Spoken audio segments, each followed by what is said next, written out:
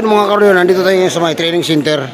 So nandito ako sa may Notip Training Center dito sa Cavite sa may Naik. Nasa site ako ngayon. Bali kasi nag-renew ako ng aking nag-refresh ako ng aking PCRB. O may expire na pag sinakay ko. Hindi na abutin. Sorry. So, nandito kami sa may site ng Notip dito sa may Naik, Cavite. Daming tao. Ang ganda rito, ang ganda yung mga puno. Yan, dami namin, no? O, hilera kami. Dami, nandun pa yung iba, nandun na sa site. So, kakain na muna kami kasi lunch break namin. Alright, yan.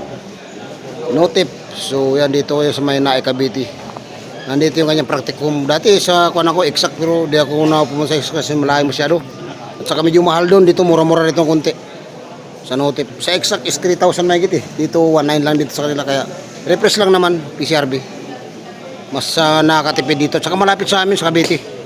Kaya dito na ako kumuha. Alright.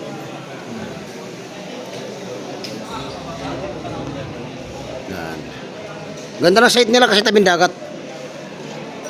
Okay. So abang-abang ulit tayo sa sunod natin na vlog mga karon natin. Alright.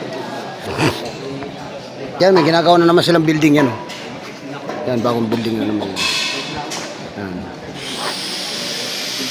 Bagong building nila. Maluwag to, napakaluwag. Kasi mayroon sila sa tabing dagat, mayroon sila sa loob. Notip Training Center Practicum. Dito sa Naik, Cavite.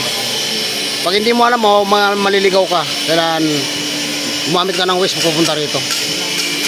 Right.